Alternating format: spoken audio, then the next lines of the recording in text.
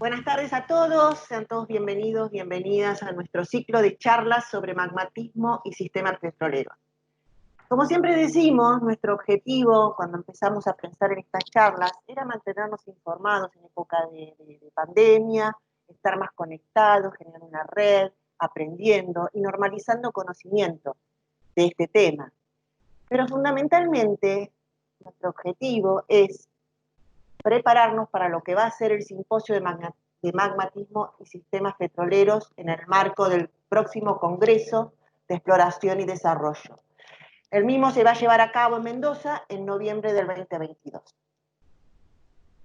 Este es nuestro tercer encuentro y hasta ahora nos vinimos reuniendo a través de la plataforma Teams.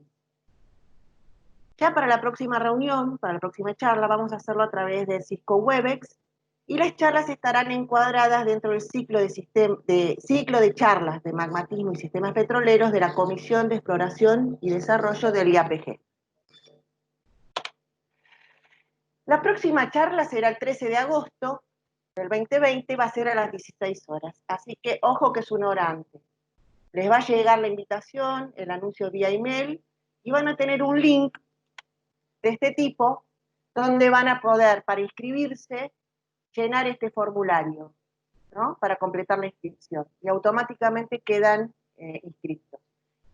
Márquense en el Outlook la fecha y un recordatorio, porque no va directo al Outlook.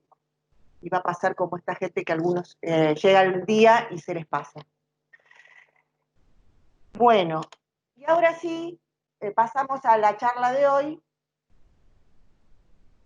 que es, le doy la palabra a Hernán, que va a ser el moderador y presentador del doctor Matías Barrio Nuevo, que nos va a hablar sobre deformación y migración de fluidos en el Frente Orogénico de Malargüe. Ok, hola, buenas tardes. Bueno, como dijo Marta, la charla de hoy se titula Deformación y migración de fluidos en el Frente Orogénico de Malargüe. La misma va a estar a cargo de Matías Barrionuevo. Matías es geólogo graduado de la Universidad Nacional de Córdoba. Posteriormente obtuvo el título de doctor en Ciencias Geológicas en la Universidad de Buenos Aires y la Universidad de Potsdam en Alemania, y actualmente se desempeña como becario postdoctoral en el IANIGLA, que depende del CONICET, en Mendoza. Les pedimos, bueno, por favor, que silencien los micrófonos, y al finalizar la charla pueden realizar preguntas o comentarios por el chat. Por favor, si pueden ser después de que finalice la charla, mejor, así las podemos leer y no quedan perdidas.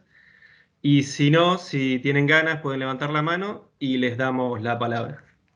Así que bueno, muchas gracias, Matías, es todo tuyo.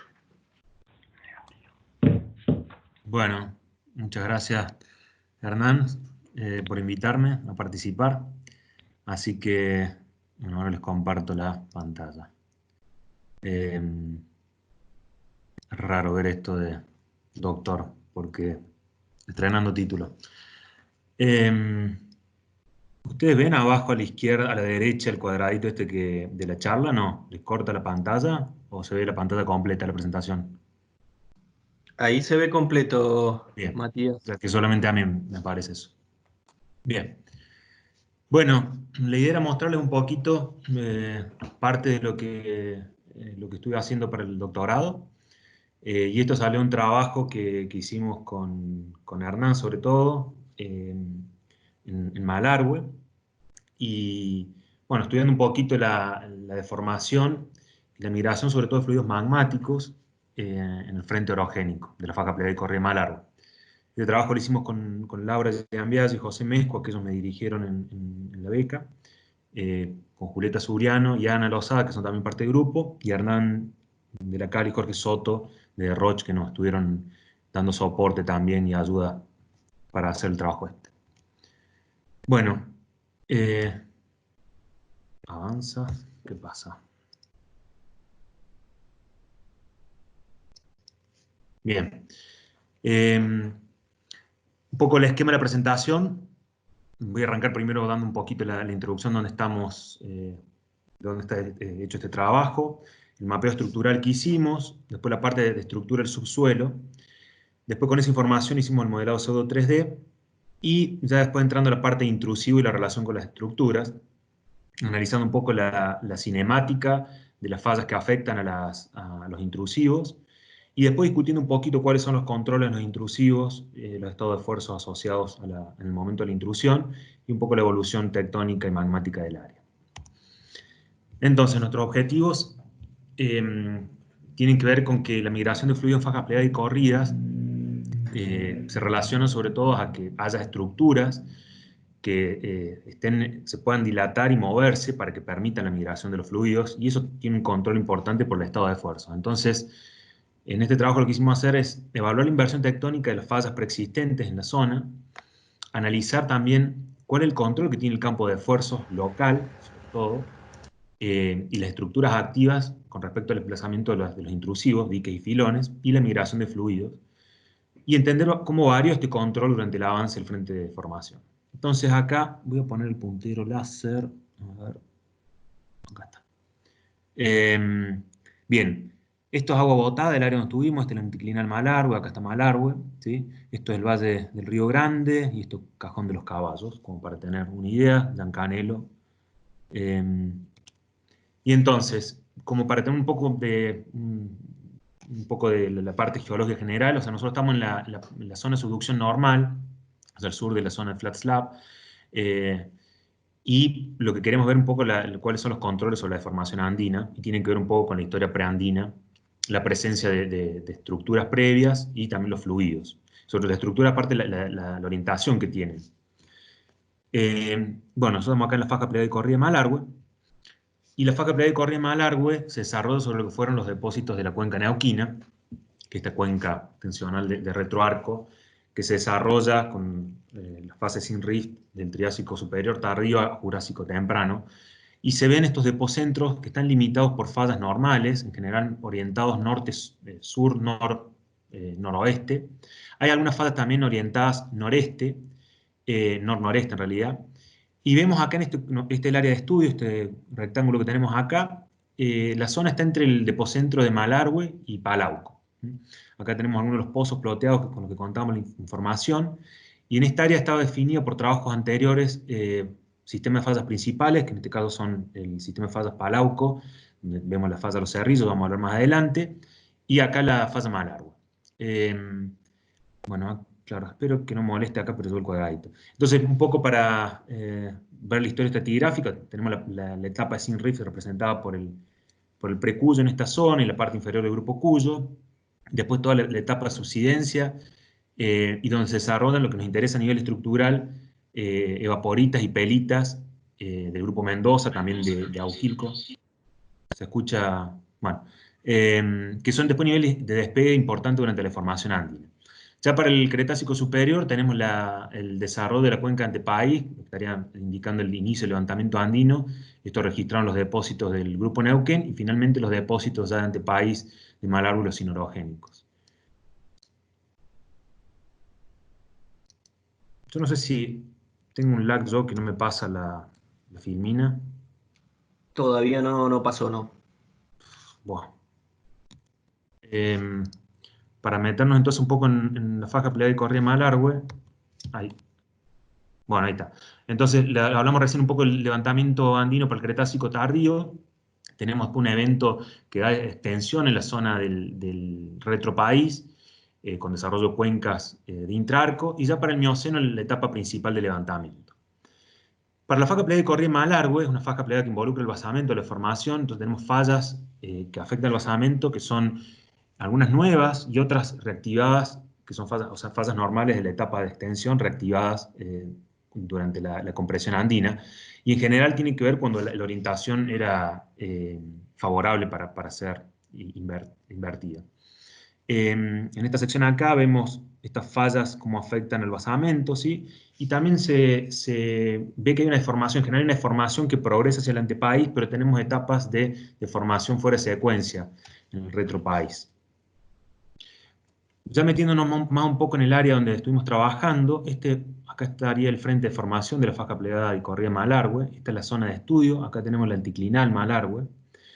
Y dividimos nuestro estudio en dos partes, el sector norte y el sector sur. El Sector norte en general vemos esa progresión de la deformación hacia el este, hacia el antepaís, llegando, digamos, a lo que es la deformación del anticlinal Malargüe, con la inversión de la falla normal Malargüe, para los 7 millones de años, mientras que para el sur, en la zona de Palauco, tenemos estructuras activas tanto en la parte más oriental, a los 17 millones de años, que después se vuelven a reactivar a los 11.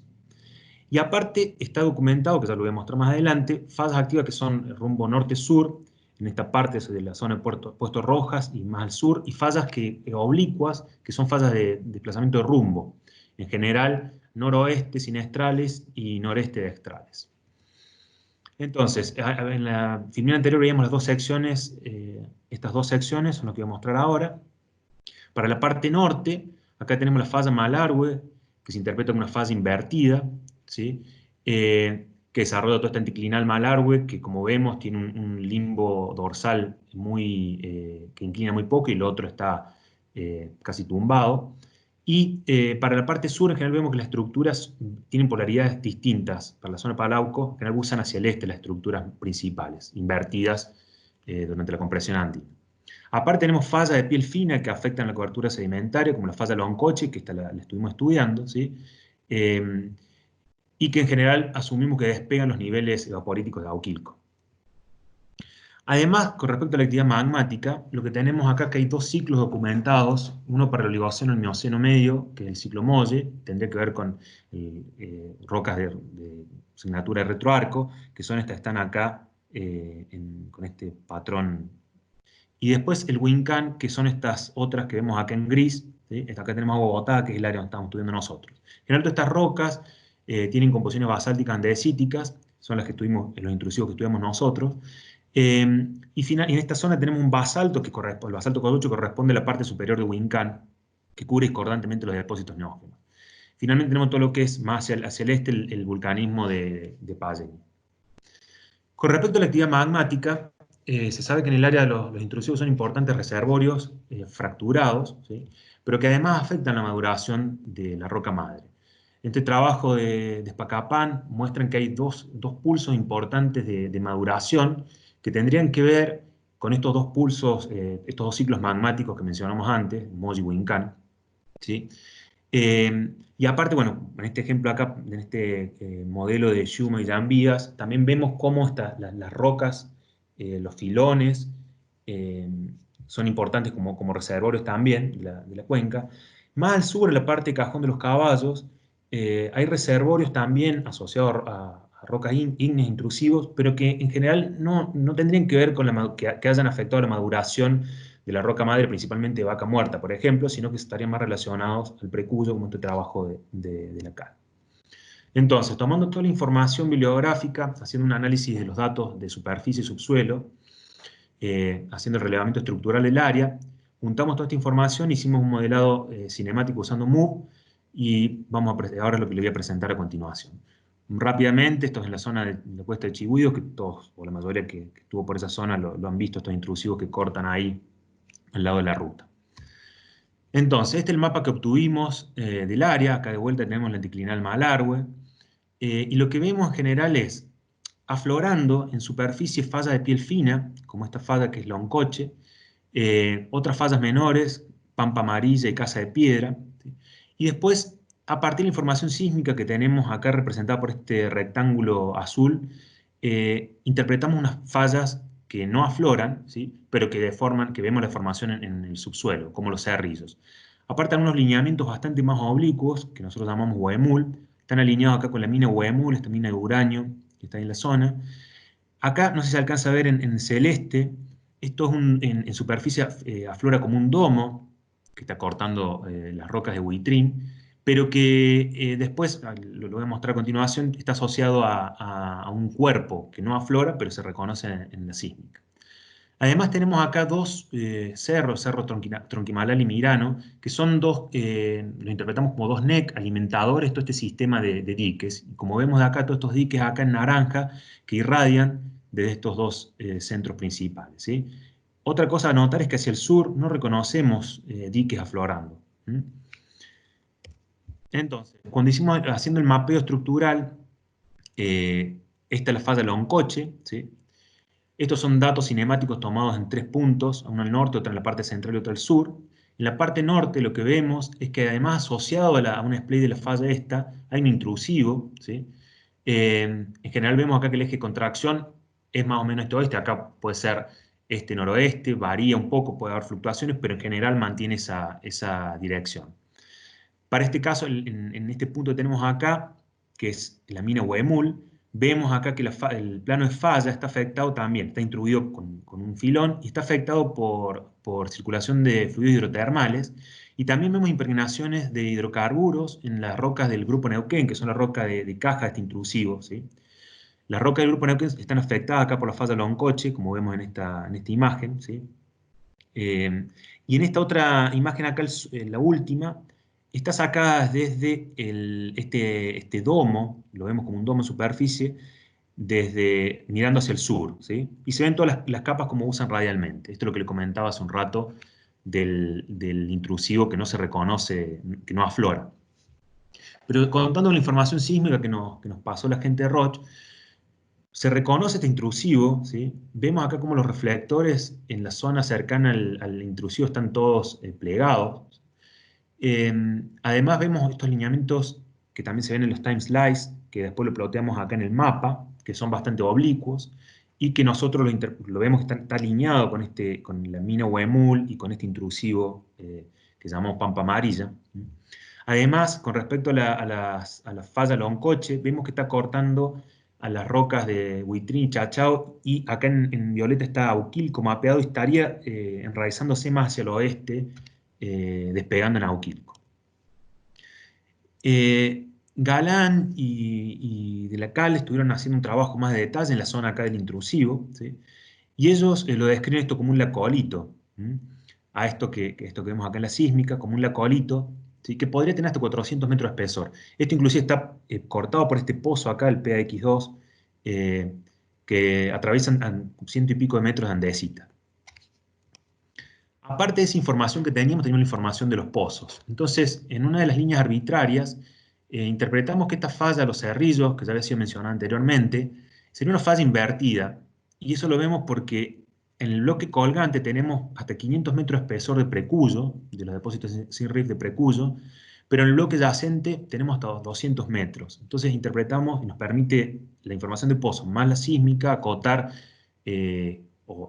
digamos, confirmar de que la falla, los cerrillos, es una falla de la etapa sin rift invertida en la etapa de compresión andina. Con respecto a la falla Loncoche, esta es la que está acá en rojo, vemos que este es el sinclinal cierra la ventana, vemos que todos estos depósitos del relleno antepaís, que tienen entre 16 y 10 millones de años, ¿sí? No tienen discordancias, pero lo vemos que está plegado por la acción de esta falla, la falla Loncoche. Esto nos permite acotar la edad de la falla, del movimiento de la falla Loncoche entre 10 millones de años, y tenemos un basalto que está coronando, lo habíamos mencionado anteriormente, el basalto Coyocho que está coronando discordantemente todos estos depósitos de antepaís, lo cual sellaría la deformación. Entonces, esto nos permite acotar un poco el tiempo de formación de Loncoche entre 10 y 7 millones de años. Entonces, usando toda esta información, hicimos el modelado en 9 secciones balanceadas, tratando con estos tiempos de movimiento de las fallas, de reconstruir el movimiento, la inversión de las fallas de basamento, como falla Malargüe y los cerrillos, y también el movimiento de la falla de piel fina. En general vemos que en el sector norte, las fallas, la más importante es Malargüe, que usa hacia el oeste, y hacia el sur cambia la vergencia de las principales estructuras, empiezan a usar hacia el este. También vemos que la falla de Loncoche pierde rechazo hacia el sur y deja de estar representada ya, tampoco la vemos en superficie. Usando toda esta información, lo que hicimos fue unir los horizontes y también los planos de fallas para obtener un pseudo 3D para ver cuál es el arreglo estructural de la zona. Entonces, viendo esto, por ejemplo, hacia el norte, vemos acá, en verde, la falla Malargüe, ¿sí? Que afecta al basamento, y la falla de piel fina Loncoche acá en azul, ¿sí? Aparte queríamos ver un poco cuál es la relación con la migración de fluidos magmáticos. Entonces en el área se ve que afloran diques y filones que están comprendidos entre lo que es el ciclo Wincan, con edades, tiene una edad de potasio-argón de la década del 60, que están entre 17 y 14 millones de años, no teníamos más edades que esa. Pero en general, por otro lado, vemos que tiene una composición andesítica similar. Las relaciones de corte nos dicen que en algunos casos los diques como que se frenan y son de alguna forma como cortados por los filones, pero en otros vemos que los diques cortan a los filones. Entonces asumimos que son coetáneos, tienen la intrusión de estos cuerpos. Por otro lado, intruyen a depósitos de sinorogénicos de agua de la piedra, que tienen entre 16 y 10 millones de años, pero no intruyen en Loma Fiera. Entonces también tenemos ese otro constraint de tiempo para la edad de estos intrusivos. En este ejemplo acá vemos cómo fallas de rumbo, de desplazamiento de rumbo, afectan al SIL, ¿sí? Que tienen una orientación similar al dique. Esto, para que veamos acá la ubicación donde estamos, está en el anticlinal Malargüe, y esta foto que después voy a mostrar a continuación están sacadas en el limbo dorsal. Con respecto a los filones, en general, ya habían sido descritos en el área por Espacapán y otros, en general intruyen las capas menos competentes, tanto en Vaca Muerta, en Agrio, en Radoso y en Neuquén, ¿sí? Generalmente las capas pelíticas, y, bueno, por ejemplo, vemos acá un caso de uno de los filones que termina abruptamente, acá esto es Vaca Muerta, ahí también la zona de Chihuidos, y vemos que tiene espesor hasta 70 metros, estamos hablando de los filones, y longitud hasta 3 kilómetros. Esto también subiendo por Chihuidos, esta falla da la sensación de que es una falla normal, pero cuando uno va a ver los indicadores, vemos que tiene desplazamiento de rumbo también. Este es otro ejemplo también de un filón y un dique, ¿sí? En la cuesta de los Chihuidos, cuando uno empieza a subir. Con respecto a los diques, vemos que irradian, hemos mencionado que irradian de estos dos centros emisores principales, Tronquimalal y Mirano al sur. Acá es una vista hacia el este es Mirano, y acá se ve todos estos diques cómo van recorriendo desde el cerro. Esta es una foto de estas fallas que afectan a los diques, a la roca de Caja, ¿sí? Y el interior de los diques, y en general son todas fallas con desplazamiento de rumbo. Y vemos que los diques están muy cizallados y muy alterados, ¿sí? Como en este ejemplo acá. Medimos, usando las imágenes satelitales y aparte los datos de campo, 37 diques, y lo que vemos en general que tiene una tendencia oeste-noroeste la orientación. Esto es lo que vemos acá en esta rosa, que tiene esto oeste-noroeste, y cuando lo tratamos de ponderar en peso cambia un poquito la orientación, pero se mantiene en esa orientación, ¿sí? Por otro lado, cuando tratamos de plotear la longitud y el espesor de los diques, vemos que también se agrupan, hay una dispersión importante, pero en general se agrupan en la azimut 90, o sea, este-oeste.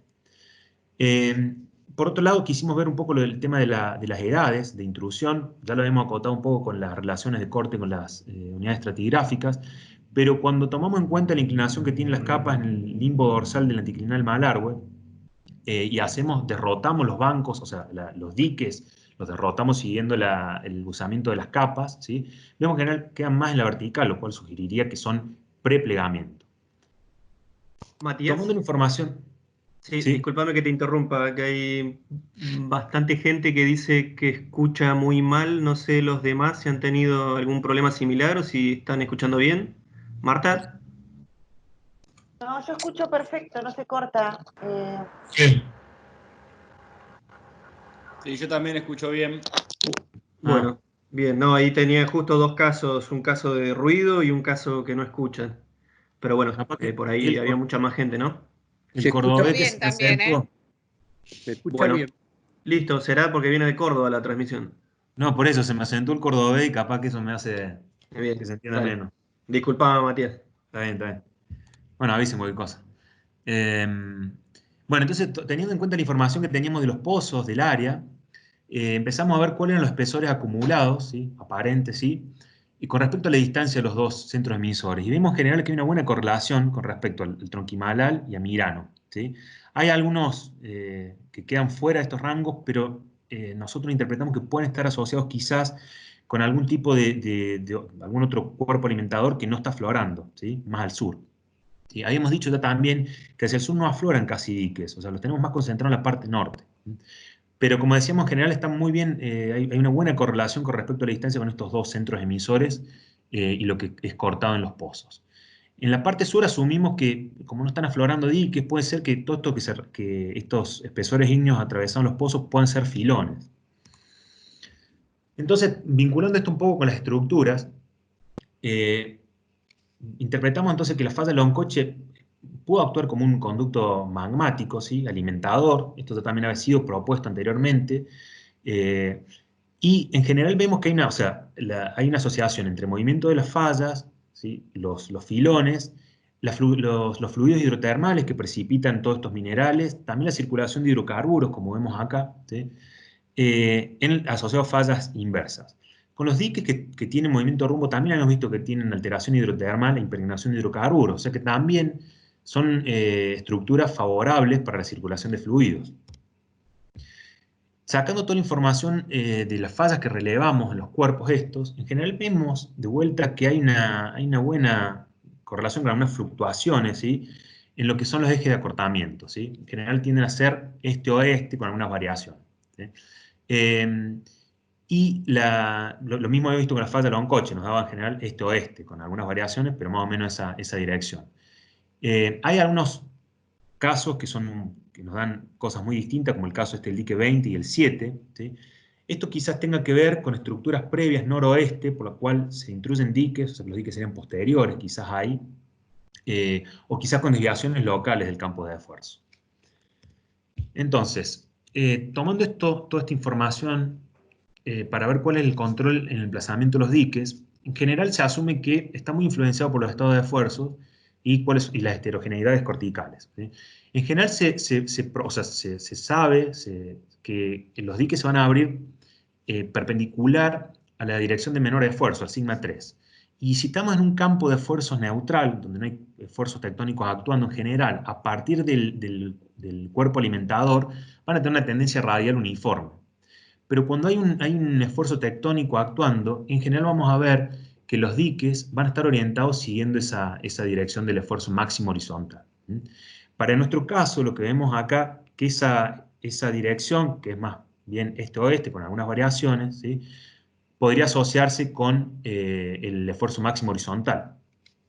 Con respecto a los filones, el emplazamiento tiene que ver también con esto de la presencia de los esfuerzos tectónicos, también perpendicular al sigma 3, por lo cual, si el sigma 3 está en la vertical, estaríamos en un campo de esfuerzo compresivo. Aunque también se ha estudiado que en otros casos, quizás la estratificación mecánica de la roca es un control principal para el emplazamiento de los diques, de los filones, perdón, porque se emplazan bajo cualquier régimen de esfuerzos.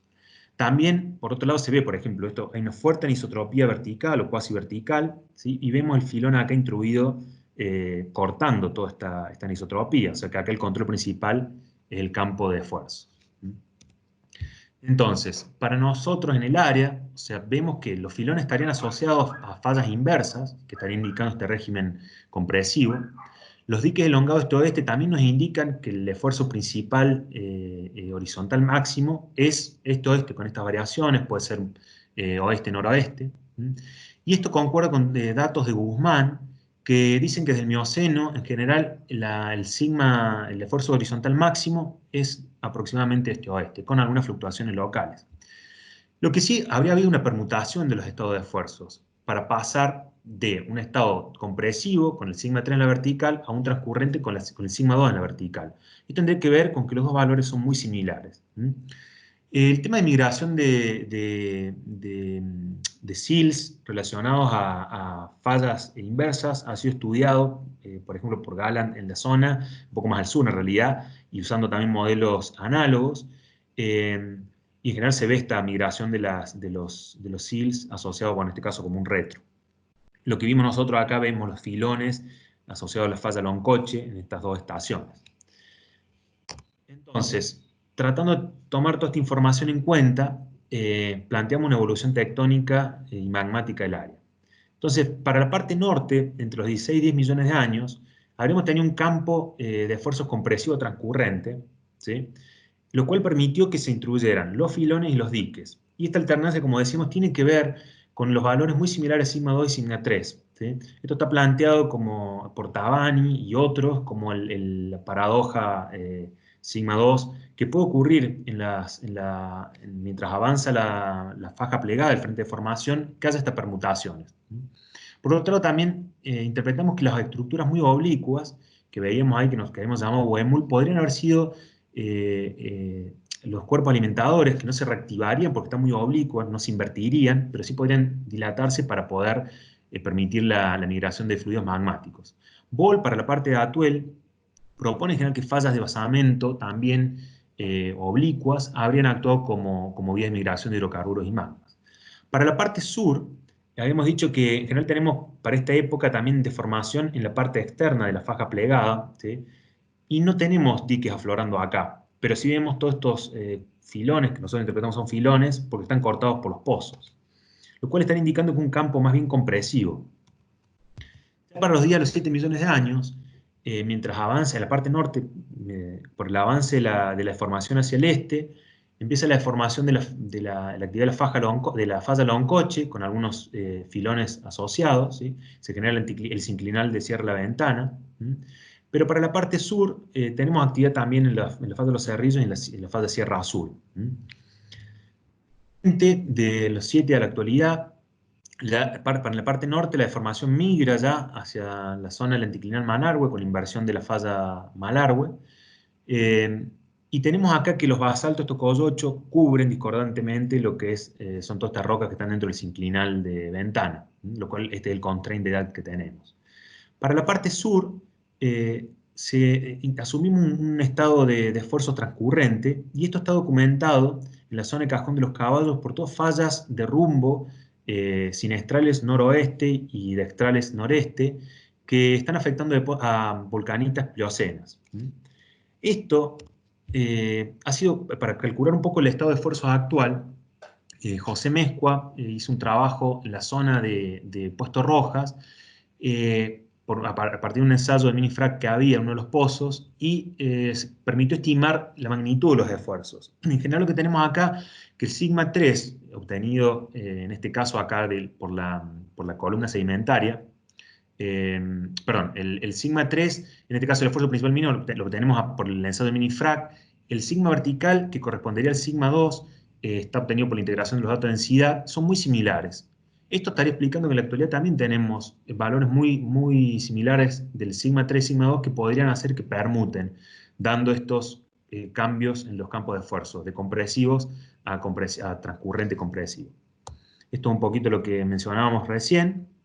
Y como conclusiones, entonces, desde el Mioceno al Plioceno, este campo de esfuerzos de compresivo, transcurrente, compresivo, ¿sí? Ha sido algo común, probablemente debido a los valores similares de sigma 3 y sigma 2, lo cual favoreció el emplazamiento de filones y diques.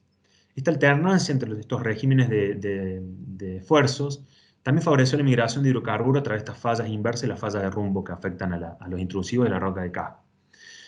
Las estructuras que son más oblicuas podrían haberse reactivado quizás como fallas de rumbo, o en algunos casos solamente dilatarse y actuar como alimentadores magmáticos.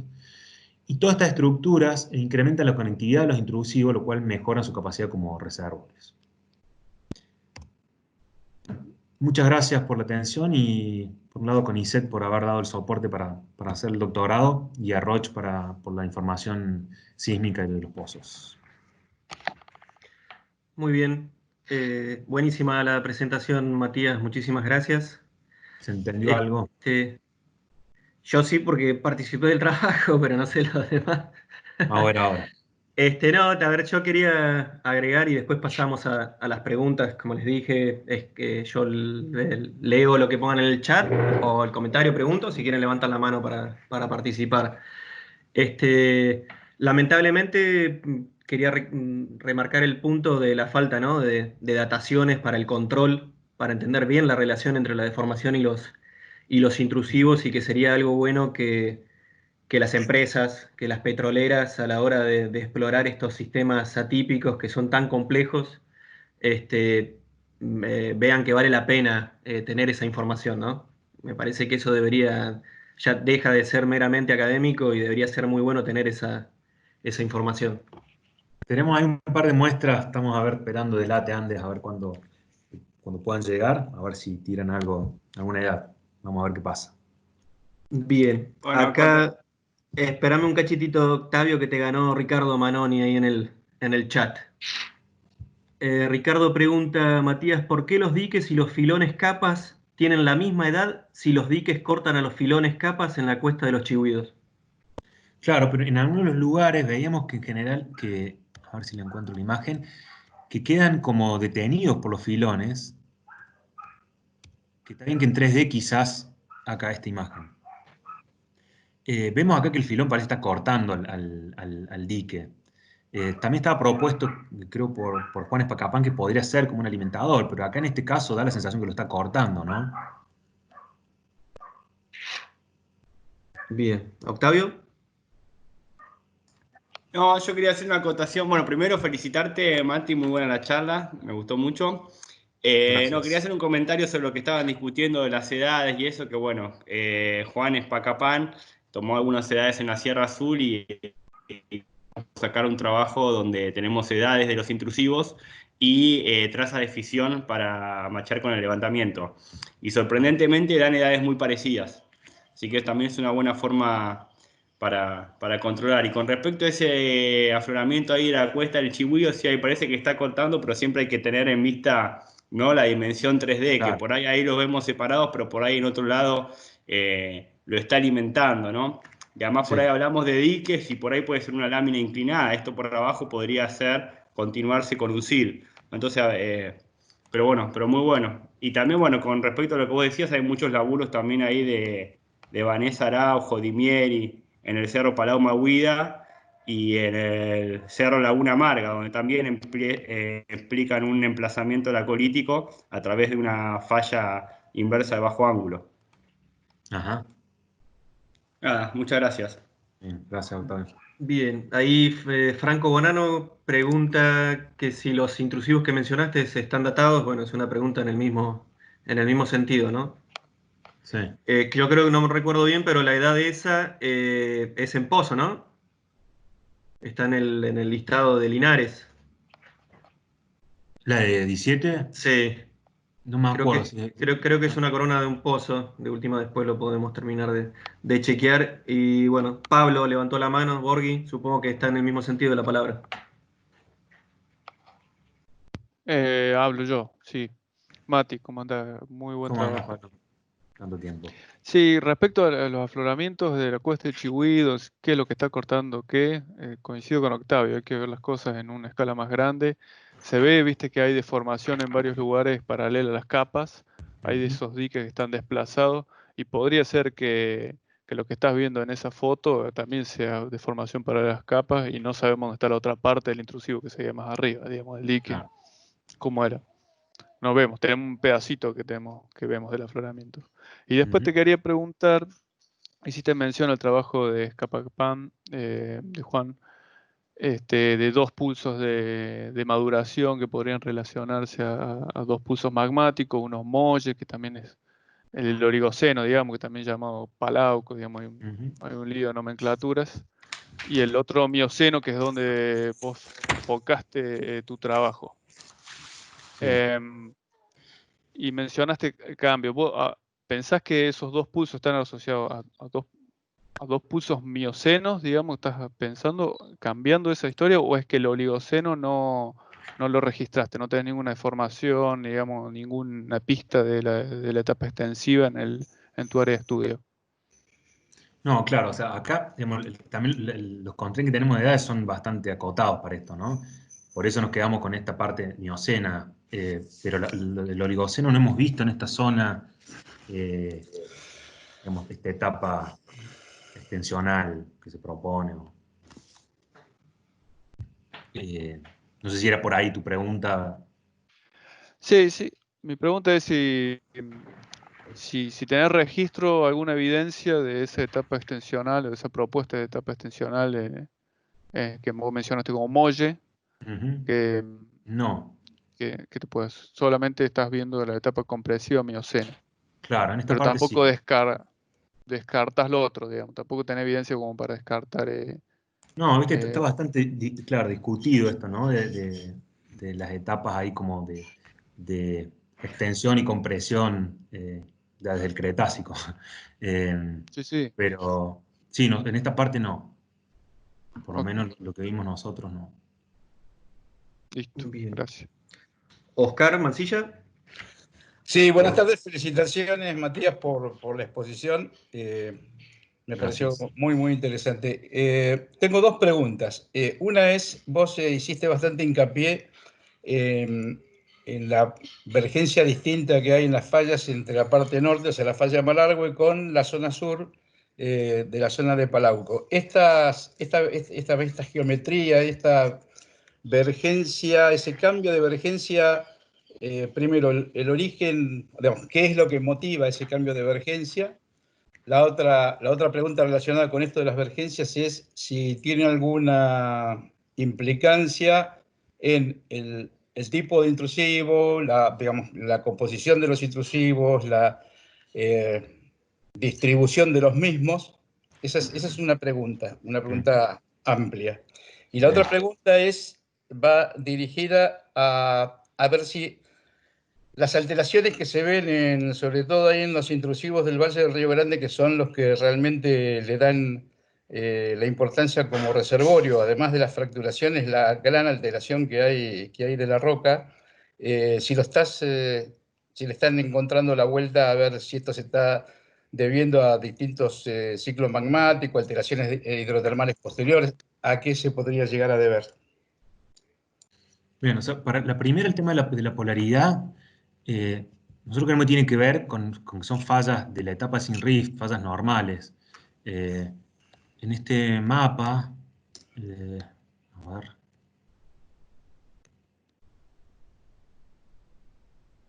Acá. Que este es un trabajo de Laura Giambiasi, este es uno de Flor Bechis, ahora reciente, pero en general vemos que estas fallas, en este caso, por ejemplo, para los cerrillos, están interpretadas como fallas normales de la etapa sin rift, en este caso con esta polaridad, ¿no? Que difiere a la falla Malargüe acá. Esta está usando hacia el este, hacia el oeste y esta hacia el este. ¿Sí? Por eso esos cambios que vemos en estas fallas cuando después vemos las secciones estructurales estas.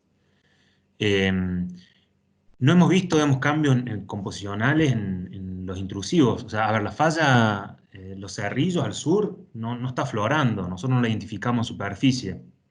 Y en general las composiciones que se reportan en los logueos de los pozos suelen ser eso, andesitas. Entonces creemos que no hay un cambio composicional, digamos, según el tipo de estructura. Y después la segunda pregunta me decía que si la alteración tiene que ver un poco con, la alteración hidrotermal tiene que ver un poco con la maduración de los hidrocarburos. No. La pregunta ¿se nota en varios casos? Creo que Los Cavados es el más emblemático, bueno, también ahí en el afloramiento de la cuesta del Chigüiro, pero eso que es quizás más a meteorización, pero en el subsuelo, ahí en la zona de Los Cavados, la alteración que tiene la roca, la alteración de las plagioclasas y los distintos feldespatos que hay dando vueltas ahí, es una cosa muy, muy importante, que es lo que le imprime el carácter de reservorio. Además de las microfracturas que existen, pero la pregunta era si han estado estudiando, se han dedicado quizás a ver eso, y qué relación tenía con distintos ciclos de magmatismo o con la influencia de fluidos hidrotermales que hayan producido esa alteración. Eso después, obviamente, es lo que le da capacidad de roca reservorio. Claro, no, la verdad que no. A ver, Matías, por ahí más petrolera la pregunta, ¿no? Perdona que te interrumpa. Sí. Por ahí lo que dice Oscar está bien representado en la bibliografía, en el laburo de White y Bonara del 2004 de Los Cavados, donde mencionan que seguramente, o gran parte de la producción proviene de cavity zones dentro de los cuerpos de los intrusivos que serían generados por alteración, ¿no? El tema es que la recuperación de las coronas de esas zonas es mínima, obviamente, y no lo han reconocido en afloramientos. Y creo que todos los viajes que estuvimos ahí en el campo no hemos reconocido eso. Lo que sí se ve igualmente en este sector, que es al norte del Valle del Río Grande, es que hay una alteración interesante y muchas veces el cutting se ve como han mencionado en las otras charlas, ¿no? Como una arena disgregada. Bien, gracias por la... No sé, Oscar, si más o menos va por ahí la respuesta. No, está bien. Yo estaba preguntando para ver si habían enfocado esa problemática porque en definitiva es lo que quizás nos está... Bueno, estas charlas estamos para eso, tenemos que hablar de la relación entre el magmatismo y el sistema petrolero, y ese punto es un punto importante y bueno, quizás había algo más nuevo o están encarando con otra visión abordar esa problemática, pero no, pero está claro, está bien. Es una de Yo las para patas, molestar, ¿no? lo hice para molestar nada más. Es una de las patas, la relación con la deformación, cuánto de la deformación ha aportado al sistema poroso permeable y cuánto es de alteración del momento del propio emplazamiento del filón, ¿no? Son las preguntas que hay que tratar de responder para terminar de elaborar un modelo exploratorio para la zona, dado el relevamiento que tienen los cuerpos, ¿no? Ninguna. Sí, sí. No sé si Octavio por ahí está más en tema por lo que han revisado con Espacapán. Sí. Y ahora le paso la palabra a Luis. Yo no me quería colar, después hablo. Cuando me toque, Dale. hago unos comentarios sobre eso. Dale. ¿Luis? Sí, yo lo que quería decir que en el trabajo que hicimos, que presentamos en Malargüe, y que es el trabajo que se hizo con Carlos Rapella hicimos hace 38 años, con cortes delgados de afloramientos y de pozos, sí vimos que los pozos del Valle del Río Grande tienen una composición única y que no tienen nada que ver ni con los afloramientos de la cuesta del Chigüiro, ni inclusive con los pozos de agua botada, y que Carlos, que es el especialista, Carlos Rapella, insiste en que la única manera de explicar esa composición y mineralógica en los valles del Valle del Río Grande es que son muy ricos en sus magmas en fluido, en carbónico y en agua, y hasta ahí llegamos, o sea, pero o sea, si uno generaliza, sí son todas andesitas, pero esas son hiperténicas o livínicas, así que no coincidían yo te digo, yo reitero, con los afloramientos de la cuesta del Chubut y otros pozos, así que es un tema creo que bastante interesante, seguir por ahí, y que bueno, los últimos comentarios que él hizo, que bueno, yo transmití en las dos charlas que me tocó dar, es que bueno, habría que hacer geoquímica por ahí comparando pozos y afloramientos, a ver si se encuentra algún diagnóstico, nada más. Y sí, por suerte faltan estudios, ¿no? Si no estaríamos medio complicados. Octavio y después Daniel Pérez. Bueno, gracias, Hernán. Yo quería hacer unos comentarios con lo que estaban hablando de las edades y la relación, la importancia con las estructuras y las implicancias en los sistemas petroleros, tomando lo que dijo Pablo del trabajo de Espacapán, que bueno, que él puso que había dos tiempos de emplazamiento según el ciclo eruptivo Molle-Wincan. Quisiera aclarar que bueno, eso es una suposición que hicimos porque nos calibraba el modelo. O sea, esos intrusivos no están datados y no quiere decir que se hayan emplazado en dos eventos eruptivos distintos, pueden ser el mismo. Y siguiendo con esto, tomando lo que vos decías, Matías, de que había una formación de 10 millones de años, creo la Loma Fiera, no me acuerdo, que no estaba intruida. Eso está bien, es un dato que te puede dar una idea del tiempo, pero vos podés tener un intrusivo de 5 millones de años que no haya alcanzado una capa más somera, ¿no? Porque el intrusivo se emplaza generalmente en forma de filón capa cuando encuentra una barrera resistente que no puede cortar. Entonces por ahí a veces se emplazan en Vaca Muerta o en Agrio y pueden ser de edades más jóvenes las que suponemos, ¿no? ¿Eso por qué lo digo? Porque las edades que les comentaba antes de la Sierra Azul nos dieron 5 millones de años para los intrusivos ahí. O sea, muy recientes. Entonces, eso es para tener en cuenta. O sea, lo que ustedes hicieron está bien, pero hay que tener en cuenta también que pueden ser intrusivos más jóvenes que emplazaron unidades más profundas, no llegaron a unidades más someras. ¿Eso También, está publicado, Octavio? ¿qué? ¿Eso está publicado, esa edad? No. Pues ese es un trabajo que vamos a sacar ahora, bueno, que Juan estuvo trabajando, él es el que está todo el tiempo metido en el tema, Bien. y que bueno, que coinciden también con las trazas de fisión que de la Sierra Azul. Entonces, bueno, hay que empezar a pensar que también hay emplazamientos más nuevos, ¿no?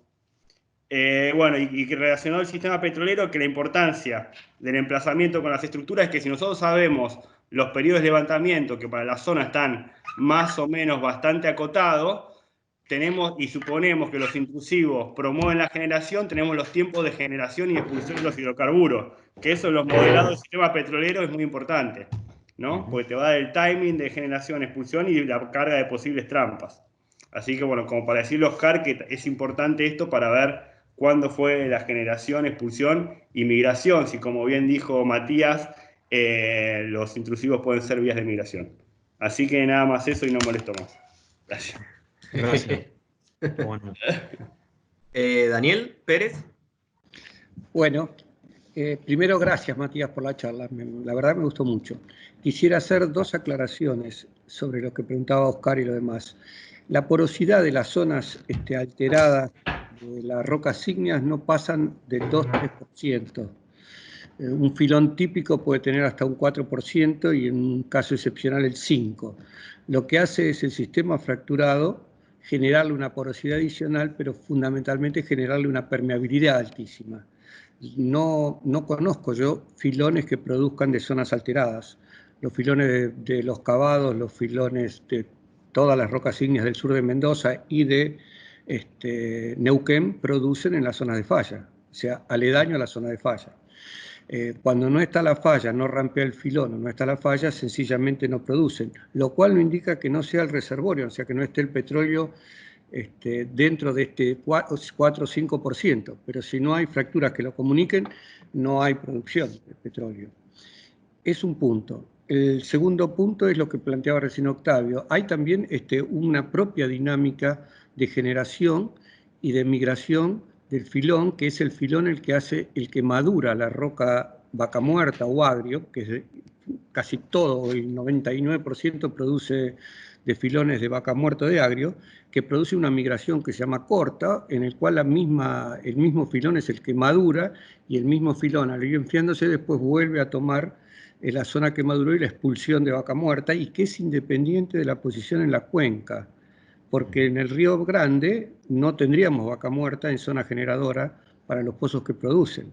O sea que lo que producen los filones es una generación cercana y no una generación de la cuenca en sí misma. Y por último, para los que son viejitos como yo, que han pasado por la cuesta del Chigüido, la foto que muestran ustedes del dique y todo lo demás, esa es nueva, tiene 5 años, porque es cuando cambiaron en la cuesta del Chigüido el trazado de la ruta. Por eso se ve tan bien, porque las máquinas lo han cepillado y se ven tan lindas. Gracias, Matías. Gracias por los comentarios, Daniel. Bien. Marta, que hoy habías levantado la mano, no sé si querías decir algo. Marta, ¿estás por ahí? Bien, bueno, Pablo. Sí, acá estoy. Bien. Estaba hablando en mute. Bien. Bueno, lo que quería agregar en el sentido de si cortan en el filón capa, el dique se corta en el filón capa o no. Ahora tenemos la posibilidad, por ejemplo, en la zona por ejemplo, en las manadas, donde se han hecho pozos horizontales con un piloto y varios side tracks, donde estamos cerca de la zona de Aucamaguida, podemos tomar los filones y los diques según la trayectoria del pozo. Por ejemplo, ya sea los mismos filones, los intrusivos que estamos viendo en el piloto, los podemos seguir en las ramas horizontales. En ese caso, yo basándome en ese modelo que había visto en las fotos de Chigüido, en esa foto, como dice Daniel, cepillada y hace unos años en la cuesta, uno puede inferir de que en realidad son focos de alimentación de los filones capa. Una de las formas que podríamos estudiarlos, nosotros no los tenemos datados en esos pozos, pero podríamos estudiarlos en función del quimismo, ¿no? Haciéndole geoquímica con XRD, con perfiles geoquímicos, y hacer tipos crossplot que hemos hecho y pudimos determinar algunas familias. Entonces ahí sí podríamos ver si la composición del filón es el mismo que la del dique, ¿no? A ver si es anterior o posterior sin necesidad de datar, o sea, mejor es datarlo, pero bueno, ante no tener la datación, una de las formas es tratar de utilizar la geometría de los pozos horizontales en estas zonas para ver que es importantísimo la discriminación y la caracterización de estos intrusivos, pero al revés, no por ser reservorios, sino para aislarlos en el momento de la completación, ¿no? En realidad, cuando nosotros analizamos los filones en Vaca Muerta, en esa zona de la cuenca neuquina, sería en Neuquén, la verdad que lo que hace es que producen, tratamos de evadir esa zona y de no la completación o las etapas de completación hacerlas en función de dónde están ubicados los filones. No era eso lo que quería. Bien, Marta. Otro aporte más. Pablo Borghi había levantado, la bajó. No sé si quieres decir algo más, Pablo. Si no, Marcelo Barrio Nuevo, ahí levantó la mano. Sí, te hago un comentario que con respecto a que tiene relación con lo que comentó Hernán al principio, con lo que dijo Daniel después de la porosidad, la permeabilidad, porque en general lo que a lo mejor alguien de IPF lo puede explicar mejor que yo, que haya trabajado en los cavados, pero los modelos, digamos, en general subestiman los volúmenes que después finalmente se han recuperado en muchos de estos yacimientos. O sea que la capacidad de almacenaje del intrusivo, como lo analizamos con una porosidad muy baja, no alcanza para realmente respaldar los volúmenes que se recuperan. Entonces, de algún lado viene ese petróleo y puede ser la red misma de fractura que no estamos siendo lo suficientemente buenos para caracterizarla, pero el volumen de petróleo viene de algún lado y tenemos que explicar eso, ¿no? Eso es una de las incógnitas que planteó Hernán, digamos, sea de una zona fracturada, alterada o del intrusivo, pero de algún lado está viniendo mucho más petróleo de lo que estamos pudiendo estimar en base a los análisis que hacemos preliminarmente. Gracias, Pablo. Marcelo, Barrio Nuevo. Bueno, buenas tardes, ¿cómo están? Muy buenas, Matías. El apellido vale, así que también yo tengo familia en Córdoba, así que debemos ser parientes. No, dos cosas para contribuir siempre a la confusión.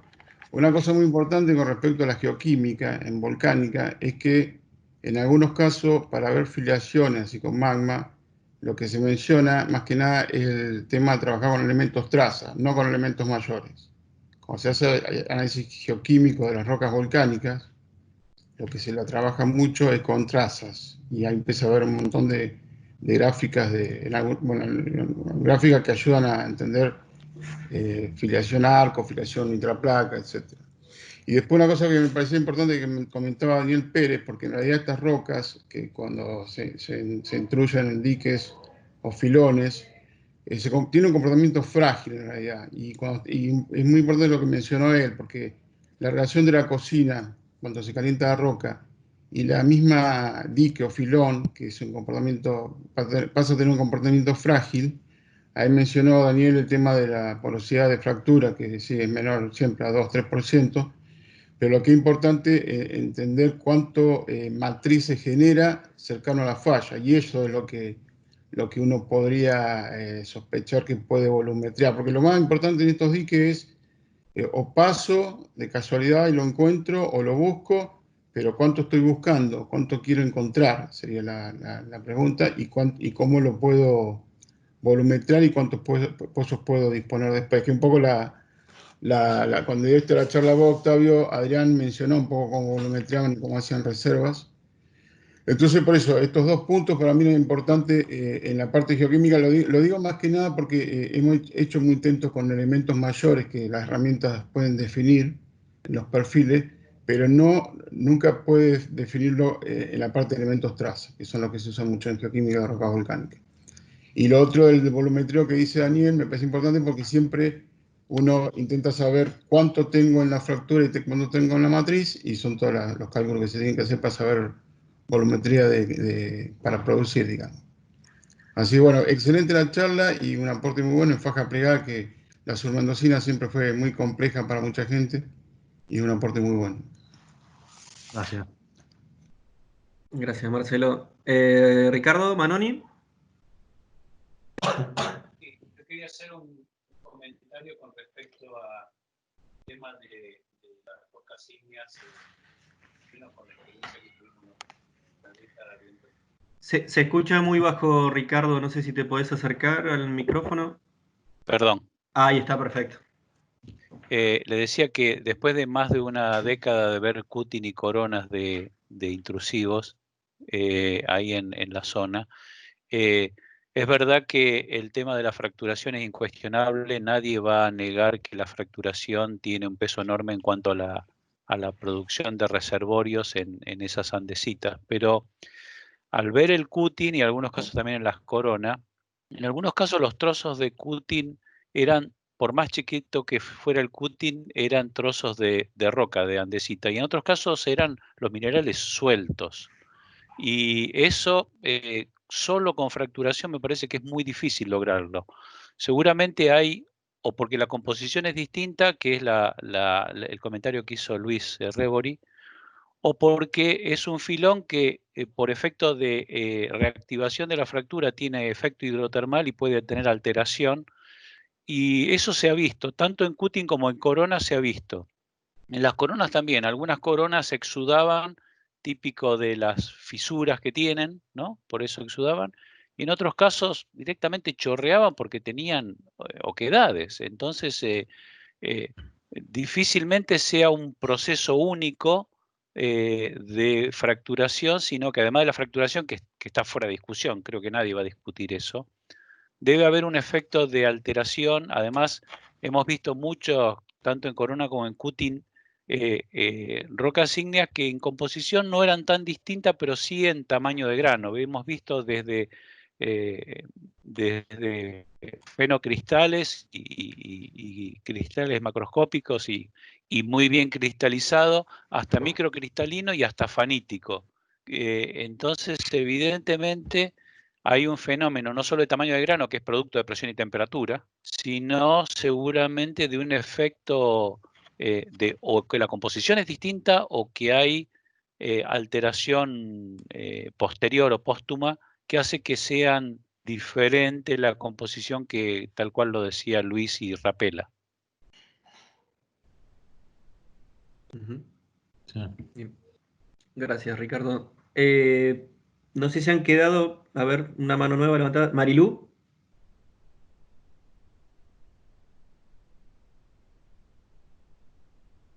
Está silenciado el micrófono, Marilú, si querías decir algo.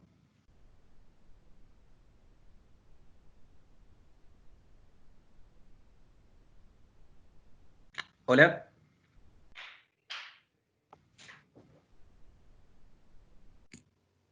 Bien. Oscar, ¿querías decir otra cosa? Que está la mano levantada. Ah, ahí está, Marilú. Sí. Ahí está. Bueno, lo que quería decir es que en laboratorio nosotros hemos analizado filones en el sur de Mendoza que están intruyendo vaca muerta, y desde el punto de vista petrofísico hemos medido porosidades de hasta 12%. Y también vinculados a un sistema poral que tiene macroporos. Entonces, bueno, por eso es factible que esto en coronas, pero si uno revisa el Cutin, es factible que estos macroporos puedan llegar a ver paredes de estos macroporos con cristalitos autigénicos y todas estas cosas. Así que, bueno, eso. Bárbaro, gracias. Bueno. Creo que Muriel escribió algo. Si querés lo comento directamente. Dale. También lo que puede pasar, esto se ve con geoquímica, tanto con los elementos mayores como con los elementos traza, pero puede pasar, una de las cosas que vimos en el sur con intrusivos en Austral, era que al atravesar la roca caja, que en ese caso era Palermoay, que en este caso Vaca Muerta, atravesaba también varios cuerpos de calizas, y lo que producía era que producía que aumentara la cantidad de volátiles en el magma, y era como que el magma servía, y es por eso que aparecen esas oquedades. Eso es algo a tener también en cuenta. Se está alterando la cristalización de ese magma por los pedazos de roca de caja que va incorporando. Es otra posibilidad a tener en cuenta, ¿no? Bien. Y eso como que está en línea con lo que comentaba Marilu, ¿no? Sí, a ver si Daniel, no sé si querías agregar algo o quedó levantada la mano de hoy. Si no, Octavio. Bueno, yo le voy a hacer una pregunta a Matías, pobre, que lo tenemos si no ahí callado. Che, Mati, te quería preguntar si vos... ¿qué opinás sobre que el emplazamiento magmático sea favorable para la propagación del frente de corrimiento? O sea, que el arco magmático vaya migrando coetáneamente con las estructuras y que ayuden a debilitar la roca para que se propague la fractura. Puede ser que tenga relación, ¿viste? Bueno, están estos trabajos con modelos análogos, ¿no? Como que de alguna forma terminan lubricando cuando tenés esta intrusión de lo que simula ser fluido magmático, lubrican la falla, ¿no? Y también le cambia la geometría.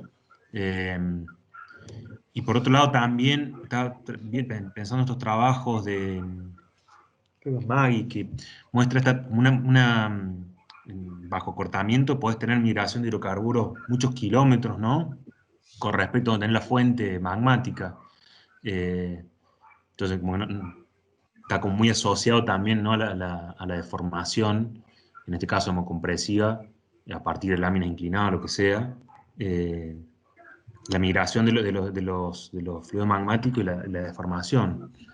Que también a veces puede de alguna forma mostrarte que puedas tener manifestaciones volcánicas muy hacia el antepaís o hacia el este, sin necesidad de ningún tipo de cambio geodinámico mayor, ¿no?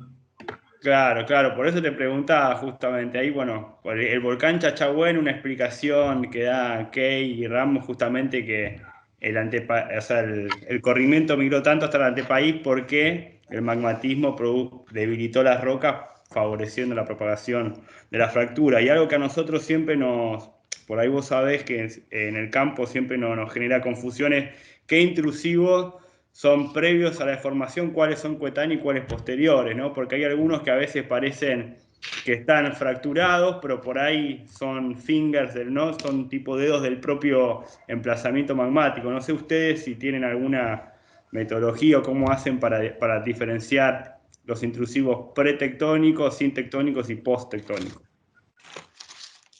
Sí, en este caso fue lo que asumimos al final que eran o sin o post, ¿no? Pero los que veíamos algunos estaban fallados, por ejemplo, viste los diques, sobre todo, tenían falla con orientaciones similares a los diques, o se intruyeron ahí, digamos, y la actividad de la falla estuvo ahí nomás, como fue, digamos, quizás posterior o ahí nomás justo cuando se intruía, pero digamos, tampoco lo tenemos tan acotado en tiempo. Eso. Está bien, está bien. Bueno, gracias. Hay que datar. Hay que datar. Y sí. O publicar lo que está datado. Ahí Sí, José Mezcua.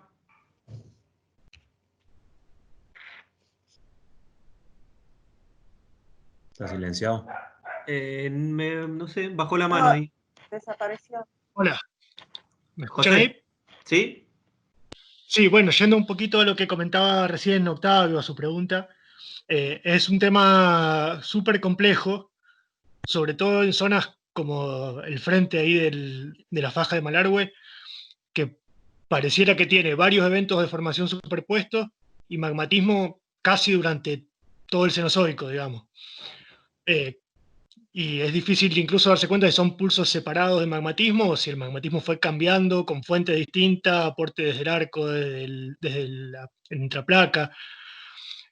Así que es todo un tema ese que preguntabas vos, Octavio, ver cuáles de los intrusivos se vinculan con qué fases de formación.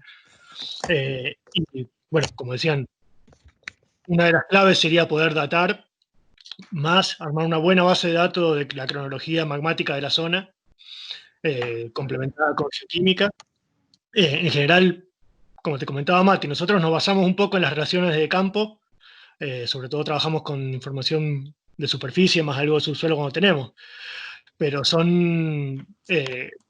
a veces es difícil darse cuenta, incluso con las relaciones de campo, como hablaban antes, qué intrusivos cortan a cuáles, las tres dimensiones no siempre se ven, así que una de las cuestiones clave, me parece, ahí para resolver esa zona sería tener una mejor base de datos con dataciones para poder discutirlo con más certeza, digamos, ¿no? Sin tener que sobreinterpretar las cosas. No, claro, justamente por eso preguntaba. Sí, nosotros tenemos el mismo problema. Creo que todos estamos en la misma. Y sí, ya lo discutimos alguna vez en persona Sí. también, que Sí, no sí, tenemos sí. más dataciones, es todo un poco especulativo, ¿no?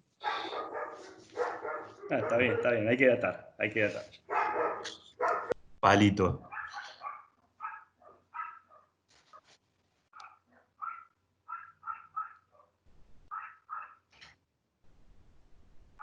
Bueno, ¿alguna pregunta más? Marilú, ¿estás con la